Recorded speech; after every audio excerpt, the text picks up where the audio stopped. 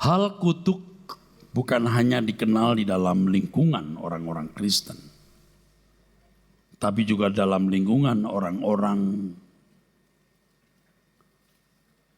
yang beragama non-Kristen, di lingkungan agama samawi yang percaya agama yang berasal dari wahyu Allah, juga sangat sering disebut-sebut dalam lingkungan orang-orang yang beragama suku, orang-orang yang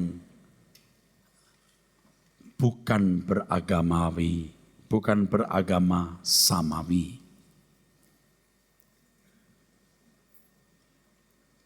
Pengajaran mengenai kutuk yang tahun-tahun belakangan ini cukup konsumtif atau cenderung konsumtif menjadi bahan khotbah banyak pendeta dan cukup mendapat perhatian dari jemaat Kristen.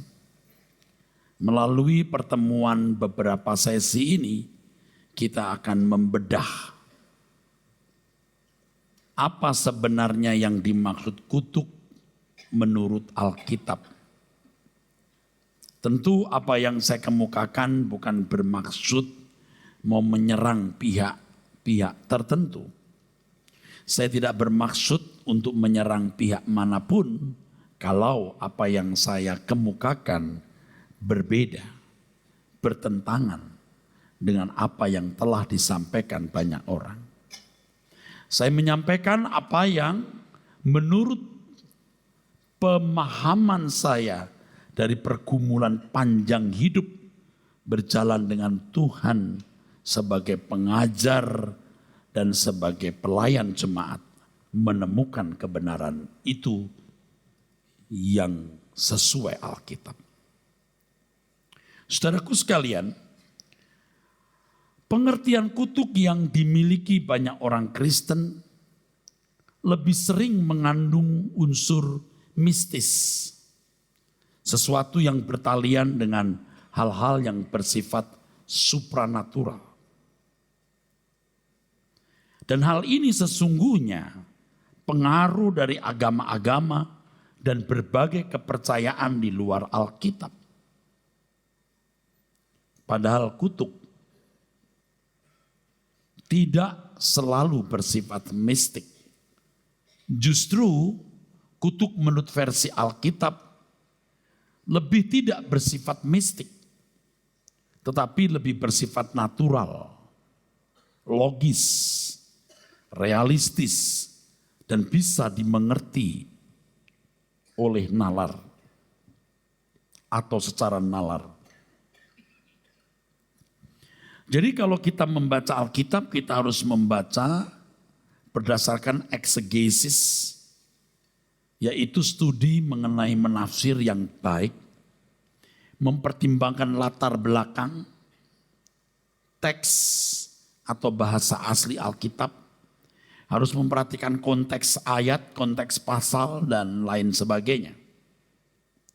Selain bersifat mistik, pemahaman kutuk oleh banyak orang Kristen itu sesungguhnya pemahaman kutuk dalam perspektif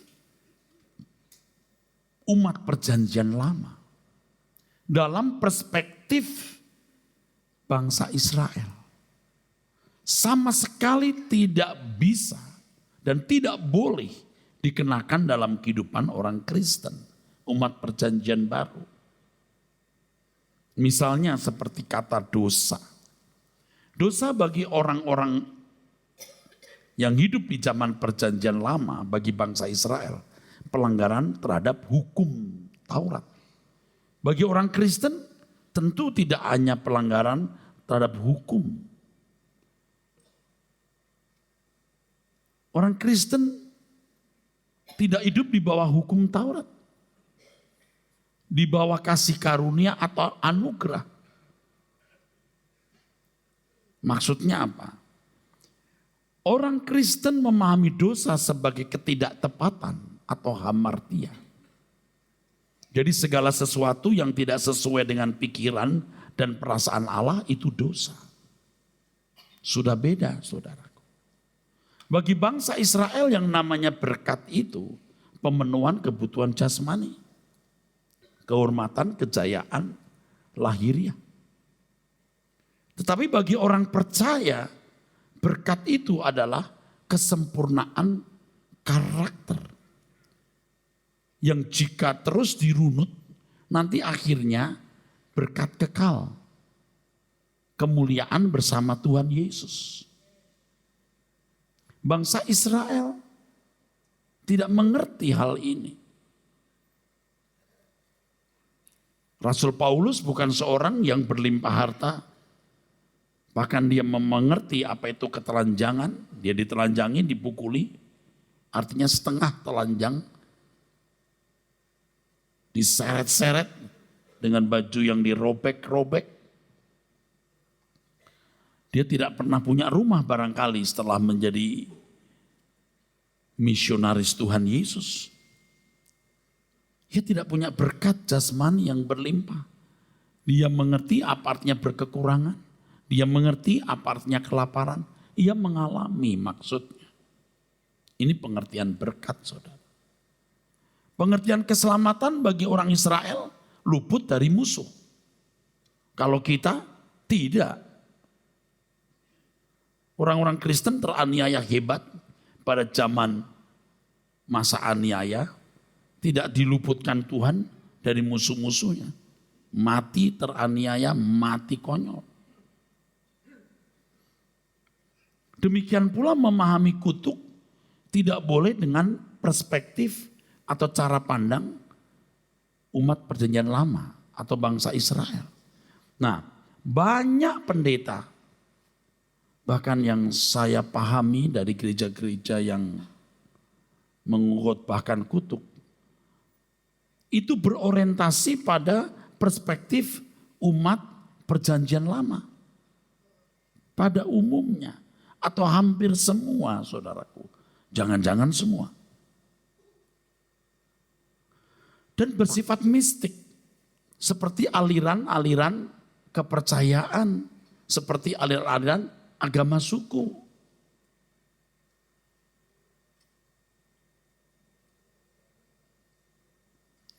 Oleh sebab itu kita harus belajar dengan benar untuk memahami kutuk menurut Alkitab. Tentu semua argumentasi harus didasarkan pada kebenaran Alkitab, bukan berdasarkan kesaksian-kesaksian pribadi yang subjektif dan sering dihiperbola. Yang tidak jarang syarat atau penuh dengan kebohongan terselubung tentunya, dan subjektivitas yang meragukan, yang harus diragukan kebenarannya. Secara lengkap nanti saudara bisa membaca dalam buku yang telah saya susun. Tapi lebih dari apa yang sudah tertulis ini, saya akan menambahkan. Dalam bahasa asli Alkitab, yaitu bahasa Ibrani dan Yunani, kita menemukan beberapa kata yang diterjemahkan kutuk. Dalam bahasa Ibrani kita menemukan kata herem.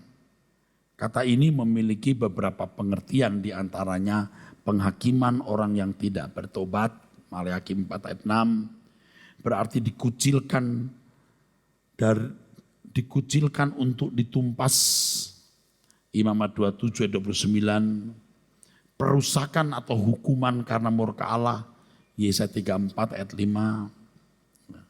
Nah, kata herem ini dalam perjanjian baru sejajar dengan kata anatema. Herem dalam bahasa Ibrani, anathema dalam bahasa Yunani.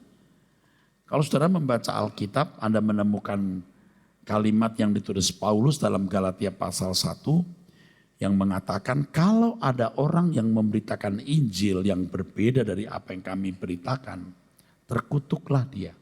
Siapapun dia. Walaupun dia malaikat, terkutuklah. Anatema. Di 1 Korintus 16 ayat 22 Paulus mengatakan terkutuklah orang yang tidak mengasihi Tuhan. Ini anatema. Artinya dikucilkan untuk ditumpas. Kata yang kedua adalah Allah. Kata ini juga memiliki beberapa pengertian. Hukuman atas suatu pelanggaran, penderitaan atas orang yang terhukum, ucapan yang mendatangkan kecelakaan bagi orang lain.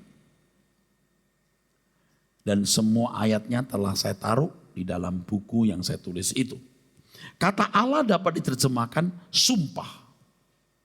Sehingga kata ini sering digunakan untuk menjamin kesaksian di ranah hukum. Jika melanggar tentu dia harus dihukum.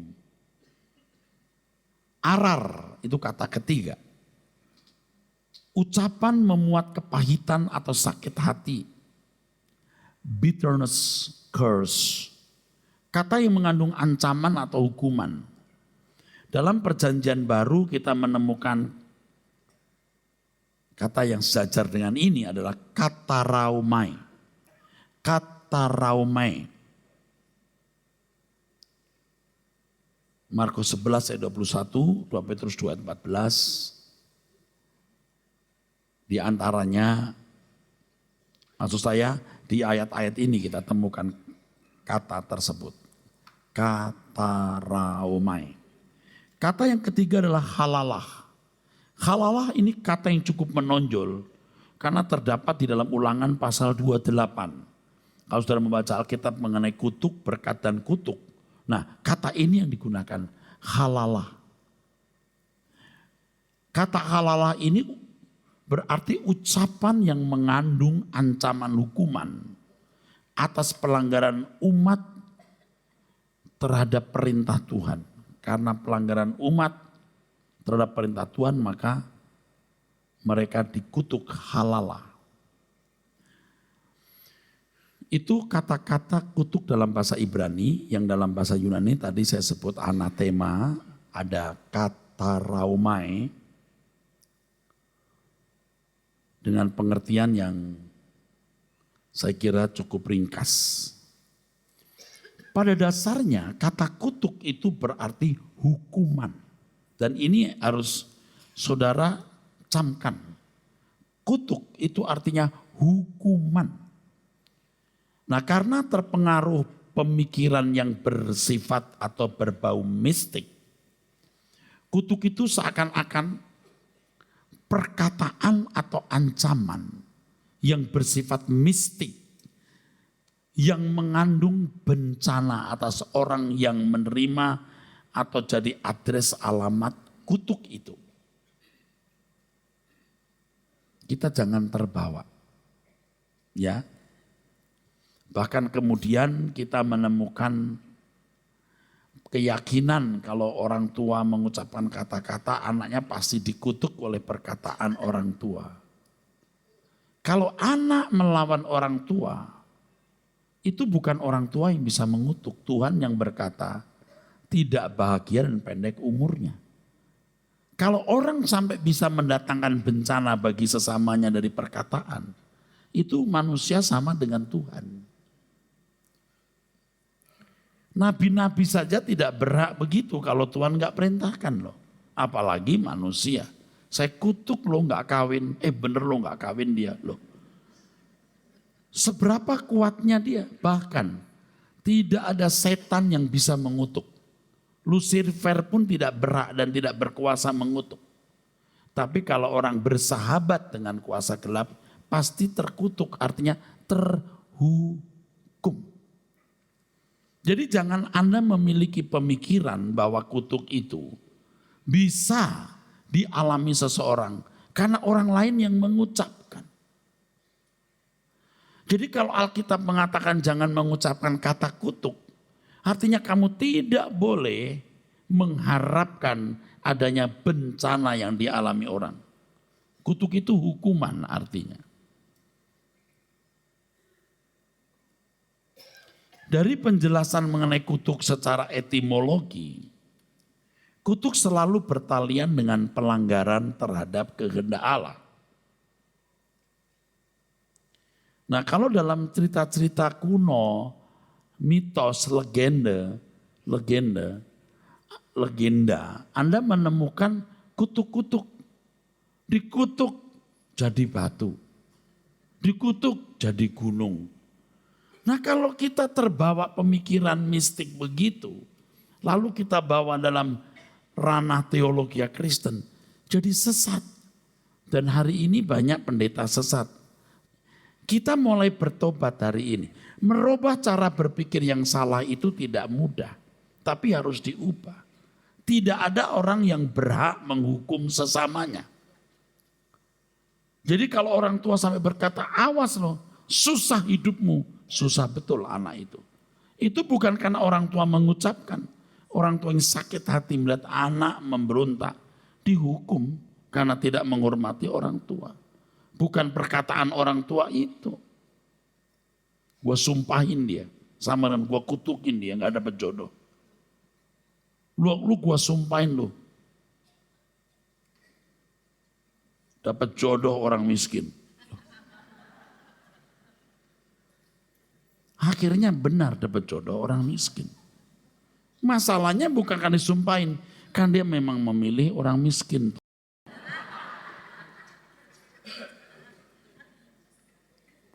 Miskin tidak selalu buruk, saudaraku. Ya. Jadi kutuk itu selalu bertalian dengan pelanggaran terhadap hukum Tuhan. Tapi dalam cerita-cerita legenda, itu kan ada aturan. Kalau menginjak garis ini terkutuk. Benar terkutuk. Itu kan mitos, saudaraku. Jadi kutuk adalah hukuman. Jadi bersifat natural ya. Logis, kenapa mengalami ini? Ya karena selalu ada, tabur tuainya ada. Enggak ada orang baik-baik. Terus gini, gua kutuk lo ya, picek. Jadi picek dia. Padahal orang baik dia. Mana bisa begitu? Dia itu sakti loh mulutnya. Orang baik aja disumpahin picek betul, buta betul. Loh, kalau sampai bisa begitu, rusak loh jagat raya ini, saudara. Ya. Kutuk pada dasarnya adalah hukuman dan tidak boleh dipahami secara mistik. Hal yang paling utama yang harus ditegaskan bahwa yang membuat manusia yang pernah lahir di bumi ini menjadi terhukum atau terkutuk adalah kejatuhan manusia ke dalam dosa oleh Adam. Jadi sebenarnya maksud saya tindakan Adam itu merupakan kausalitas prima, penyebab utama dari semua kesulitan hidup yang dialami manusia. Atau kalau saya boleh gunakan kata lain, induk penyebab segala kutuk. Itu Adam dan Hawa. Kutuk mengakibatkan semua manusia tidak hidup dalam persekutuan yang ideal dengan Tuhan. Dan jauh dari segala berkat-Nya. Jadi keadaan kita hari ini karena kutuk.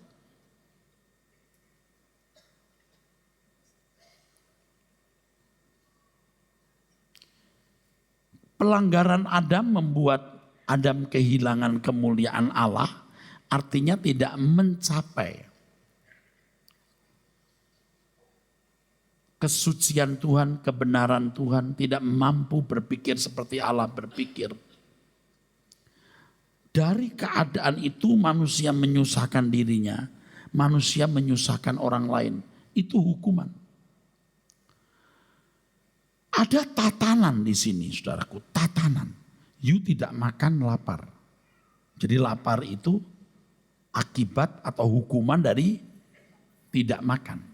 Tapi juga lapar itu adalah taburan.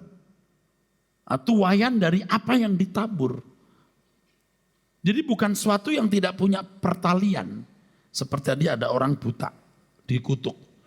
Buta loh, apa hubungannya antara buta dengan hidupnya dia? Enggak ada, enggak mungkin itu. Tidak mungkin. Pasti ada pertaliannya. Nah, Kegagalan Adam itu luar biasa, menjadi induk dari semua kutuk atau kausalitas prima. Manusia harus mati. Sebelum mati harus lewat proses penuaan. Rambut putih, rontok, gigi tanggal. Kalau cuma tanggal nggak apa-apa, sakit gigi dulu. Waduh. Loh, Tuhan tidak menciptakan kondisi begini. Lagi sayang-sayang, tek meninggal dunia. Pahit. Ini kutuk, ini hukuman. Kegagalan ini membuat manusia tidak menemukan hidup sesungguhnya yang Allah rancang. Jadi hidup sesungguhnya yang Allah rancang bukan seperti ini. Keadaan manusia menjadi pesakitan. Makanya saudara, saya mengajak saudara dan kita mengajak orang lain mempersiapkan diri untuk memasuki hidup yang sesungguhnya. Itu nanti. Jadi kalau sekarang ini saudara terlahir cacat, Anda terlahir dari keluarga tidak mampu, Anda tidak punya anak, Anda mungkin tidak punya pasangan hidup, sama sekali bukan masalah. Sama sekali bukan masalah. Sebab hidup yang sesungguhnya itu nanti. Nah bagi bangsa Israel masalah. Karena mereka tidak mengerti hidup yang sesungguhnya nanti. Jadi kutuk yang mereka pahami itu adalah panen gagal. Dikutuk kan? Kalah dari musuh. Sakit, penyakit yang mendera hidup. Dan semua yang bersangkut paut dengan pemenuhan kebutuhan jasmani atau kenyamanan hidup jasmani di bumi. Tetapi kalau nanti kita belajar kutuk menurut perjanjian baru, kutuk menurut perjanjian baru hanya satu, terpisah dari Allah. Itu saja. Soal kamu di sini miskin, tidak punya anak, apapun keadaanmu, bukan masalah. Masalah cuma satu, terpisah dari Allah, masuk api kekal. Itu kutuk.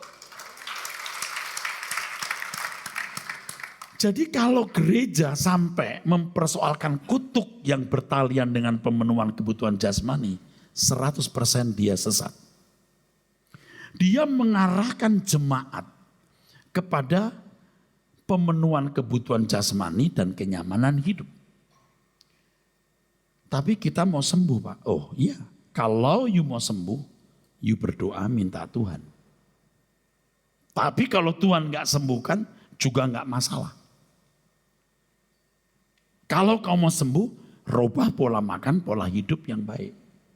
Kalau kamu mau diberkati secara jasmani, kerja keras. Kalau tetap miskin Pak, karena gak punya modal, orang tua miskin, enggak apa-apa. Dengan kemiskinanmu, secara manusia ya, miskin itu relatif ya saudara. Kamu bisa lebih menikmati sukacita Tuhan. Kalau kamu diberkati kaya, semua juga milik Tuhan harus dipakai untuk Tuhan. Tapi kalau kamu menjadi mewah-mewah, tidak peduli orang lain, justru kekayaanmu menjadi kutuk atau hukuman untuk kekekalan. Makanya kalau dikatakan orang kaya sukar masuk kerajaan surga, itu artinya orang kaya lebih mudah. Orang kaya lebih mudah dikutuk. Orang miskin nggak lebih mudah Pak. Orang miskin yang ingin kaya sama. Mudah dikutuk. Jadi gimana yang benar Pak? Orang kaya yang tidak ingin kaya, orang miskin yang tidak ingin kaya. Tapi kalau orang miskin ingin miskin, dia juga dikutuk. Kenapa? Dia pasti nggak bertanggung jawab hidup. Dia bilang biarin dah saya jadi tukang sapu saja. Padahal dia bisa menjadi direktur. Saya tidak katakan tukang sapu itu rendah, enggak. Tukang satu dipakai Tuhan, direktur dipakai Tuhan, kondektur dipakai Tuhan, tapi direktur lebih efektif, lebih menjangkau. Logika begitu. Mesti bisa jadi direktur, kenapa pilih jadi kondektur? Tapi kalau memang sudah jadi kondektur, jadilah berkat di dalam kehidupanmu sebagai kondektur. Itu pun juga agung daripada jadi direktur tapi tidak menjadi berkat. Jadi kutuk dalam perjanjian baru itu cuma satu, terpisah dari Allah. Jangan persoalkan, aduh Pak saya ini miskin, orang tua pernah dikutuk sama kakek saya Pak. Mama saya dikutuk sama kakek saya. Lu bakalan gak pernah punya rumah lo. Lu dan anak cucu lu. Waduh bener loh Pak, mama gak punya rumah, sekarang saya gak punya rumah. Saudara harus mengatakan kepada orang itu, gua kagak punya rumah di bumi gak masalah, tapi gua punya rumah di surga.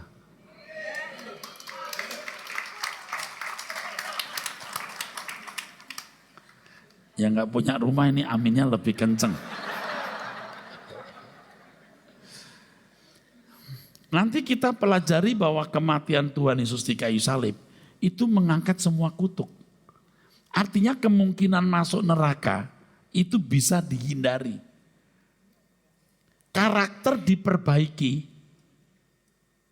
Sebab ketika Tuhan mengatakan engkau akan berpeluh dan menderita pada waktu bekerja. Itu penderitaan itu bukan hanya karena bumi ini sulit dikelola, nggak mudah. Tapi karakter manusianya buruk. Dia jadi malas. Itu. Ibu-ibu melahirkan sakit. Saya mau tanya, emangnya kalau Adam tidak jatuh dalam dosa, ibu-ibu melahirkan seperti buang air besar? Loh iya, seperti buang air besar. Orang pengen melahirkan tiap bulan. Karena melahirkan itu enak, lega. Loh, kan mau buang air besar supaya lega sampai minum obat apa supaya brodol lima brul gitu. Apa saudara pikir kalau Adam Hawa tidak jatuh dalam dosa lalu melahirkannya gini? Enak deh. Kalau begini mah tiap minggu juga apa-apa. Dua kemungkinan kalau Adam tidak dalam dosa melahirkan tidak jadi penderitaan satu. Manusia akan memiliki fisik yang prima. Dengan fisik yang prima, manusia bisa melahirkan tanpa penderitaan seperti fisik yang tidak prima. Dalam keprimaan fisik ini pasti jenis makanan herbal dikuasai oleh Adam. Karena herbal-herbal yang luar biasa hari ini memang diciptakan Tuhan untuk manusia sebelum manusia jatuh dalam dosa. Yang kedua, kemungkinan penderitaan itu tidak seperti ibu-ibu hari ini.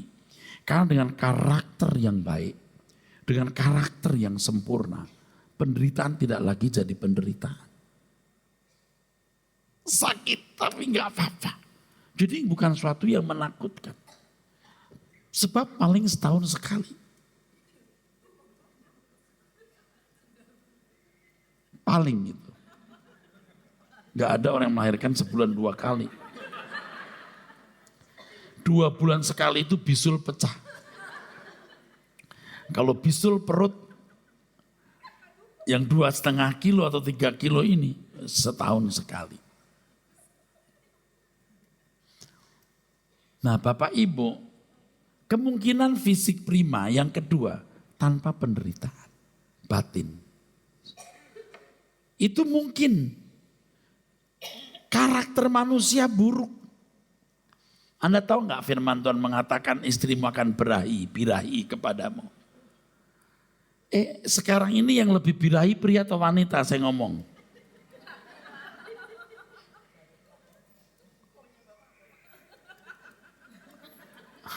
Enggak, aku nanya jujur. Yang lebih birahi itu pria atau wanita? Tergantung, itu paling tepat. Pada umumnya laki. Yang sering jatuh dalam, loh kok ketawanya sampai histeris begitu. Saya mau beritahu kata perempuan akan birahi. Teks aslinya sebenarnya adalah perempuan akan menguasai. Sangat berniat. Sangat berniat menguasai. Jadi kita melihat wanita tidak bisa tunduk kepada suami Karena suami tidak layak ditundukin. Karena di atas suami harus ada Tuhan. Nah kalau di atas suami gak ada Tuhan, ada setan. Semua dikuasai setan. Istri harus di bawah suami. Tapi sudah rusak ini. Istri mau berkuasa, suami juga tidak dibawahi Tuhan. Rusak. Jadi sebenarnya perkawinan ideal di bumi ini sulit. Mestinya kan kepala istri itu suami. Tapi istri mau berkuasa. Jadi masalah. Suami juga tidak dibawahi Tuhan. Istri juga tidak dibawahi Tuhan. Ini rusak. Makanya saudaraku, tidak gampang loh membangun rumah tangga yang ideal itu. Jadi kalau suami hari ini punya istri yang mau dominan, saudara harus melihat Kejadian pasal 3. Artinya apa? Maklum. Maklum. Kecuali saudara hidup di bawah pemerintahan Allah yang benar. Dan Anda menemukan istri hidup dalam pemerintahan Allah yang benar. Baru klop. Kalau enggak bisa. Enggak bisa. Oke, tepuk tangan. Kemuliaan buat Tuhan. Jadi yang belum menikah, saran saya jangan mudah menikah. Lebih baik kamu tidak menikah daripada menikah ketemu orang yang salah. Nah, kembali soal kutuk tadi. Secara detail dan rinci kejatuhan manusia ke dalam dosa dikemukakan dalam Kejadian pasal 3. Pemberontakan Adam mengakibatkan semua manusia menerima berbagai kutuk. Dan kita semua tahu, saudaraku. Dan akhirnya manusia harus mati terkubur dalam debu. Tapi kalau hanya mati, itu sebenarnya solusi, saudara.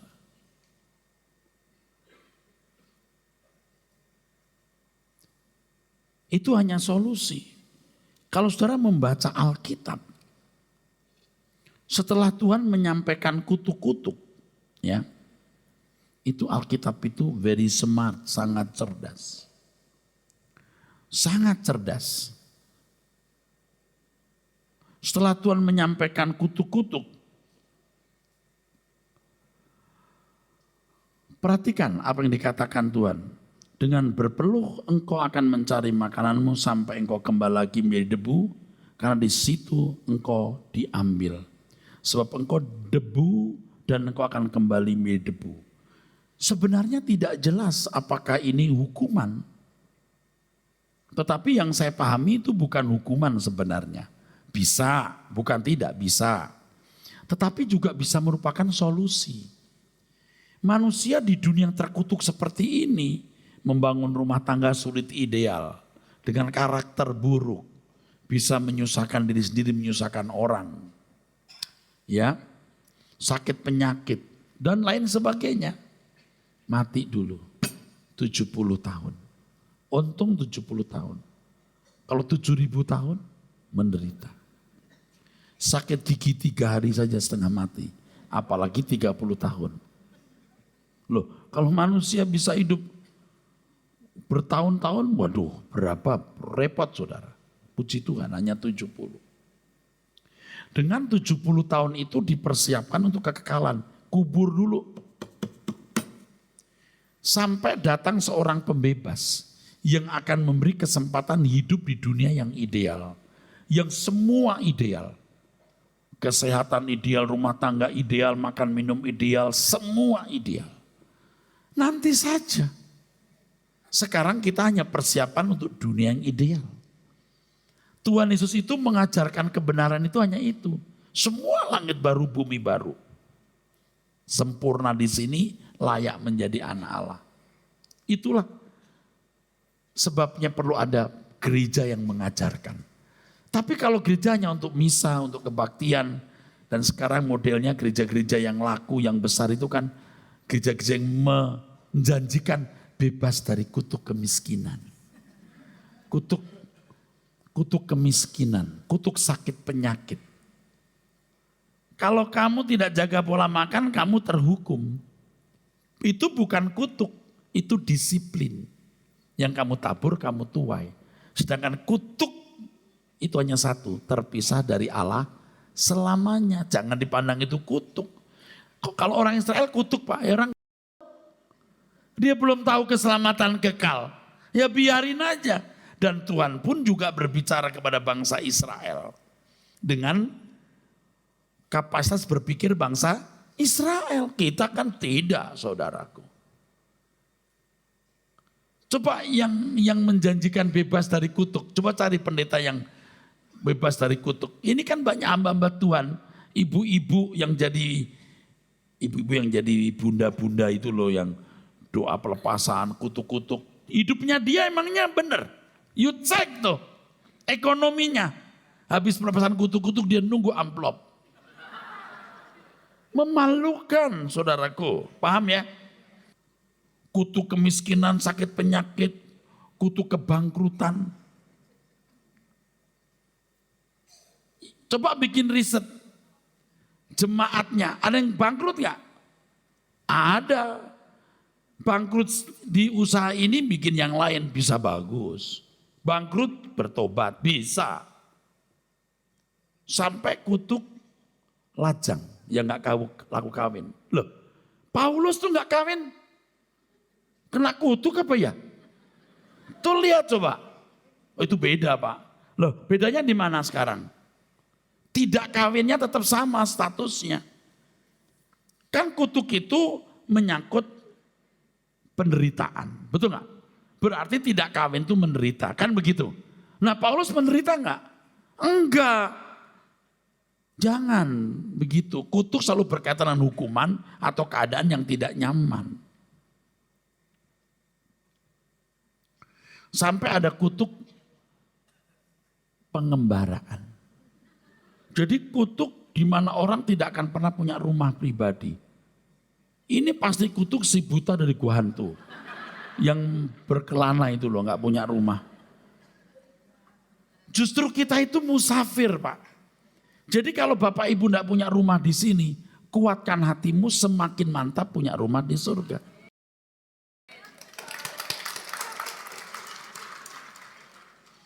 Ini yang kenceng aminnya ini kayaknya gak punya rumah, apa rumahnya kurang besar.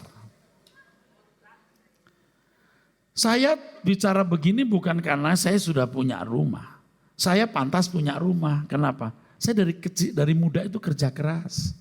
Sambil kuliah saja dagang, saudara. Dagang bandeng, dagang apa. Saya layak hari ini. Walaupun rumah yang saya tempati sekarang juga masih kredit, saudara. Saya sekolah, saya rajin, saya dapat juara. Saya hampir selalu lah. Ya layak lah. Saya ngomong begini bukan karena saya punya rumah.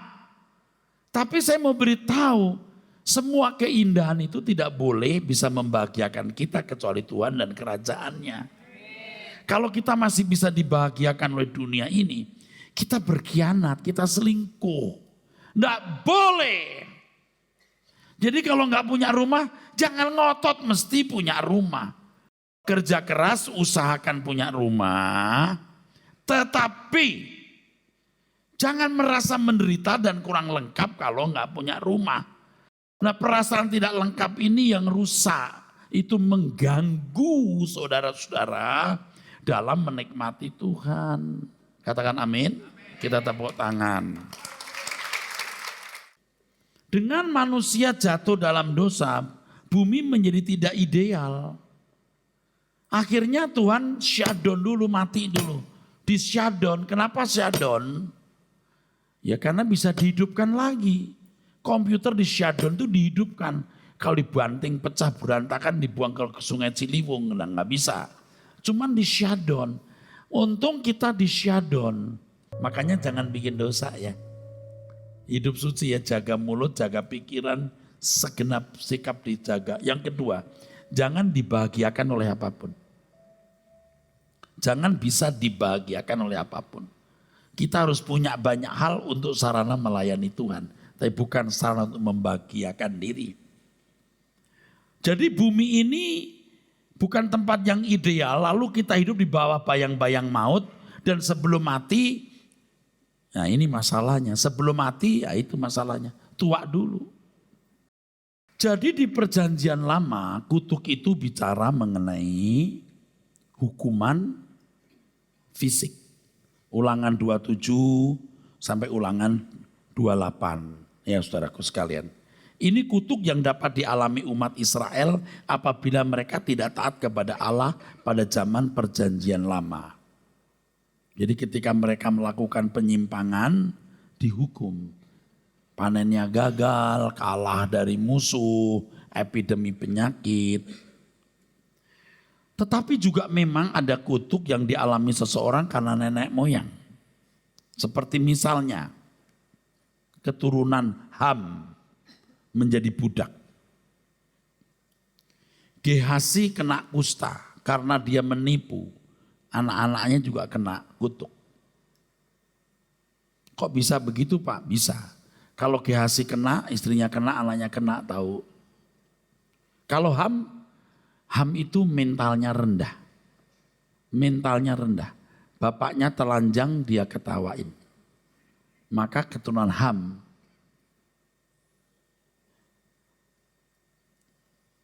juga mentalnya rendah dan bodoh. Ada bangsa Kaukasoid, Mongoloid, Anda harus bisa menemukan 3 bangsa besar yang menguasai dunia ini. Keturunan Sem, Ham, Yafet. Mongoloid, maaf yang pertama harus Mongoloid, Negroid, baru Kaukasoid. Negroid itu orang-orang kulit hitam, ini Ham. Memang ada orang berkata itu Kanaan Pak, bisa menjadi lambang Kanaan karena itu bangsa yang ditumpas. Tetapi secara darah daging juga bisa menunjuk Negroid, orang yang kulit hitam. Oh itu bukan Pak, yang Ham itu yang di Kanaan. Oh itu bisa, karena menjadi lambang, hanya menjadi lambang di situ. Makanya saudara bisa melihat, kalau melihat praktek perbudakan itu gema panjang. Ketika Nuh berkata, nanti akan masuk kemah saudaramu menjadi budak. Mentalnya rendah. Dan tidak bisa dibantah bahwa di daerah kulit hitam Afrika sangat subur HIV. Ini soal seks lagi. Ya, susah dibantah itu. Ketika bangsa Israel menyalibkan Tuhan Yesus dan berkata, biarlah dosanya ditanggungkan ke atas kami dan anak-anak kami. Sejak itu, bangsa Israel tercerai-berai. Di seluruh dunia pun mereka mengalami penderitaan. Klimaksnya tahun 1939 sampai tahun 1945, 7 tahun, 6 juta orang Yahudi dibantai.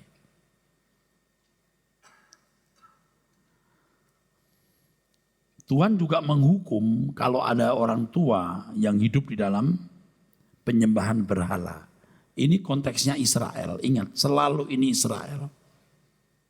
Berhala. Tuhan menghukum. Dan hukumannya selalu bersifat jasmani. Ya. Selain hal-hal ini saudara, ada orang yang terkutuk karena mengandalkan kekuatan manusia, tidak mengandalkan kekuatan Tuhan. Ini juga konteksnya harus Israel. Ayat ini bukan untuk orang di luar Israel. Kalau saudara berkata, Pak, tapi di luar Israel ada orang yang mengalami semacam kutuk karena orang tuanya menyembah setan atau berhala, sangat mungkin. Kok bisa begitu? Semua persekutuan dengan kuasa gelap akan mendatangkan bencana. Di sini, ini agak repot, orang semua gak terima. Tapi saya mau beritahu, di sini, saudara harus mengerti bahwa Tuhan pun berurusan dengan semua suku bangsa. Kalau kita membaca Alkitab, Tuhan ada di area bangsa Israel. Di tengah-tengah kehidupan kita, oh jelas jadi Bapak di surga. Tapi tahukah bahwa Bapak di surga, Allah, juga di tengah-tengah orang-orang suku Amazon. Suku Indian Syok. Orang-orang Jawa kuno. Dan kita tidak bisa membantah fakta. Ini nggak usah dimasukkan di hati ya. Bahwa ada aliran yang disebut sebagai aliran putih dan hitam. Jadi kalau ada orang-orang yang gila hormat lalu datang ke dukun atau kuasa gelap, orang yang mau membunuh sesamanya, atau ada orang yang mau kaya lalu datang ke kuasa gelapan. Orang yang ingin kaya di mana-mana selalu jadi serakah dan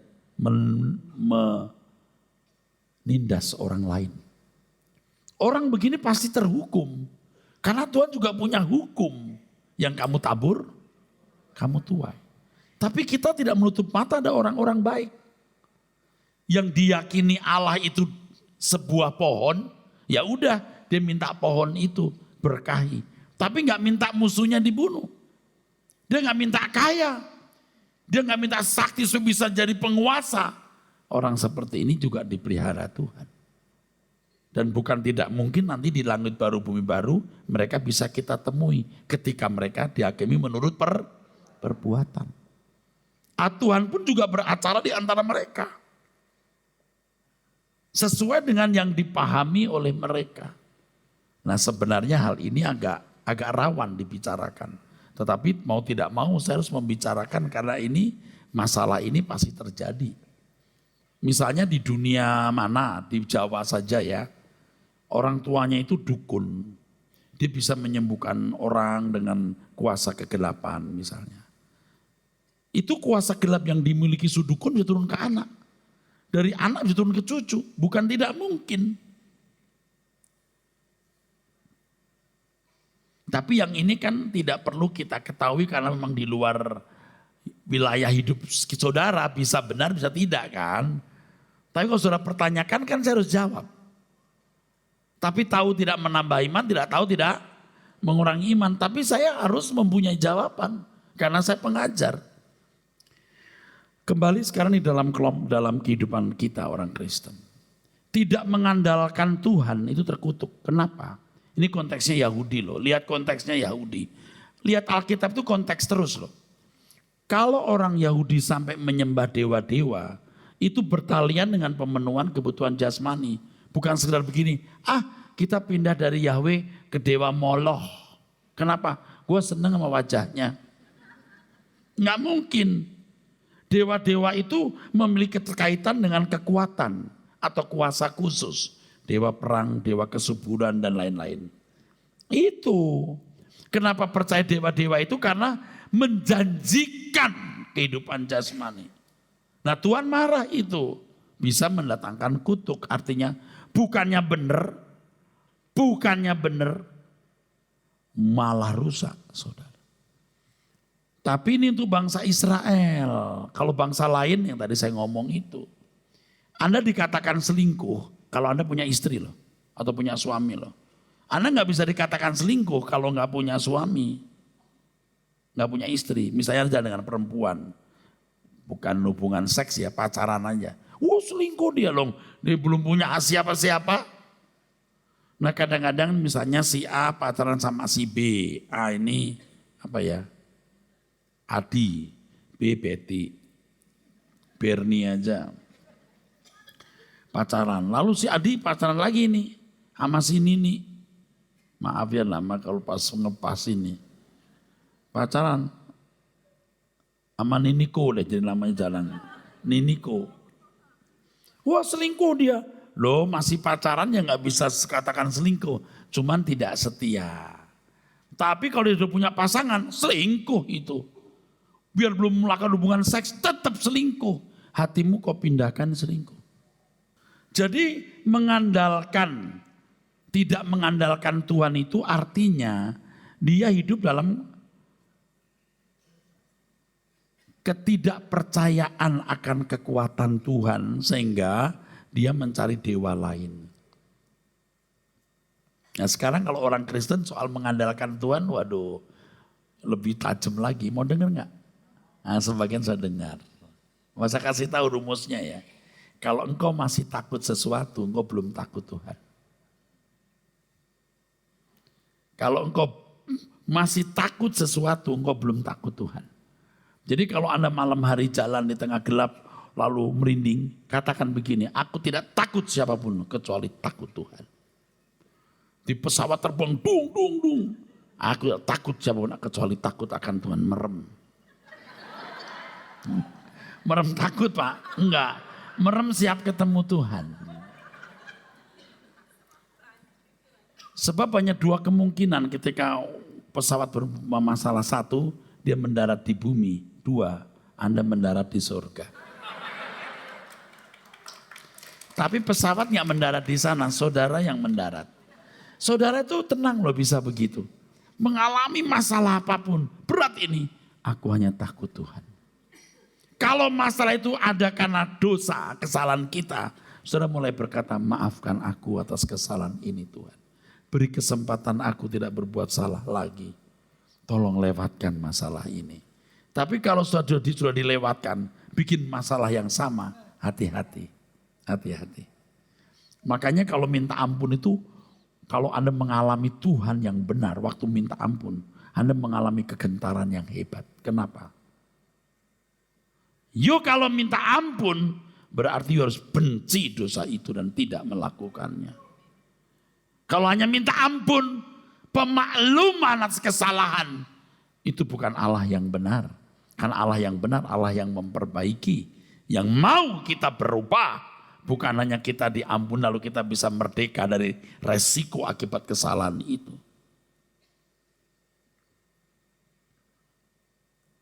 Nah, itu kutuk di perjanjian lama. Jangan ditarik dalam perjanjian baru ya. Oke? Kenapa? Pada zaman anugerah ini, kutuk tidak bertalian langsung dengan berkat jasmani. Tidak bertalian dengan pemenuhan kebutuhan jasmani.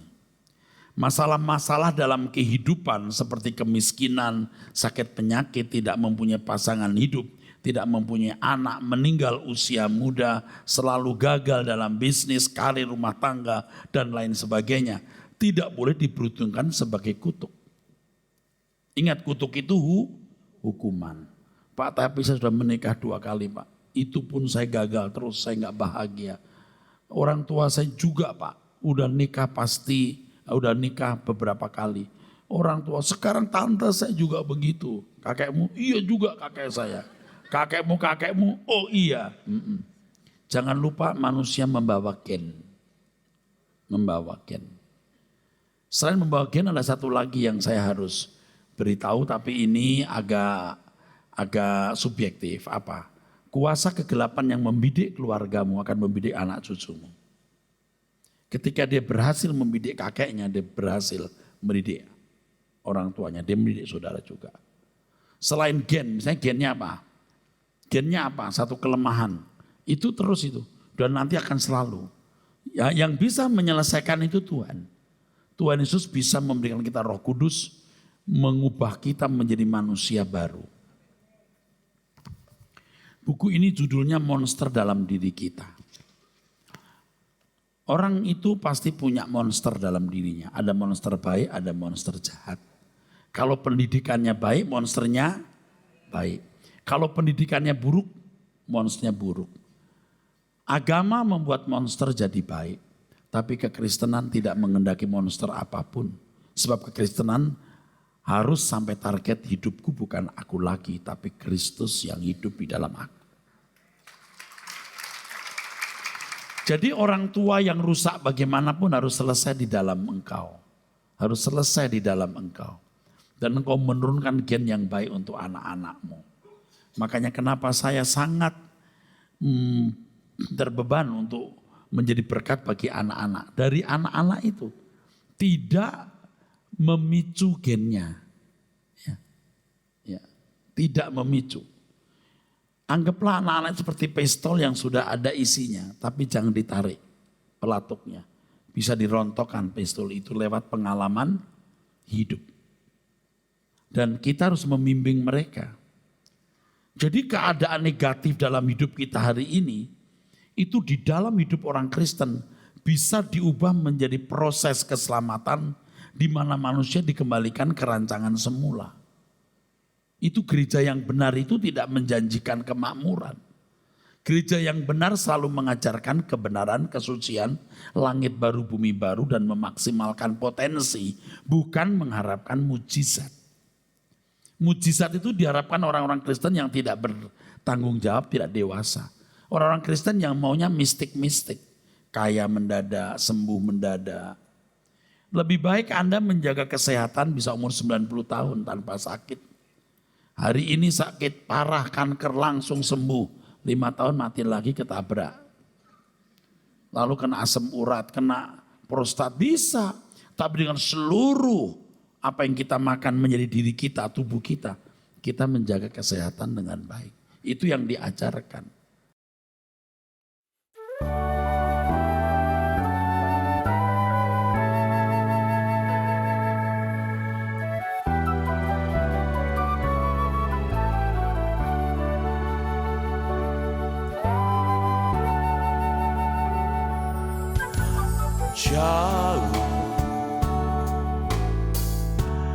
Jauh di sana rumah Bapakku,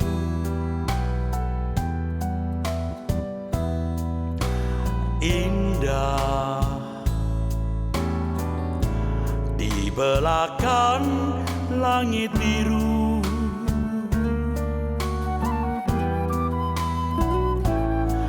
Rindu hati ke sana dan segera jumpa dengan Tuhanku. Negeri yang permai, semua saling menunggu.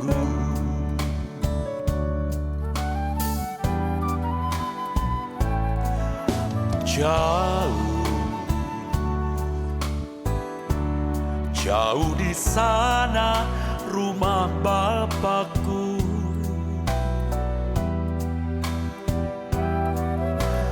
indah di belakang langit biru.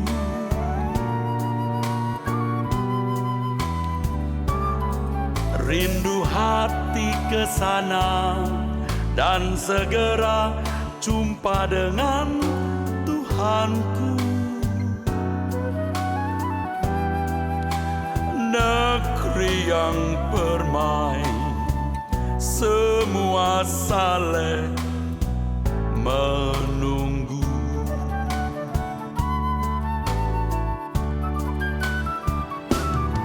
Tiada yang ku nanti lagi, apapun di bumi ini. Rindu hatiku pulang ke sana. Di sisa hari-hariku berbuah-buah bagimu, tanda cinta dan kerinduanku.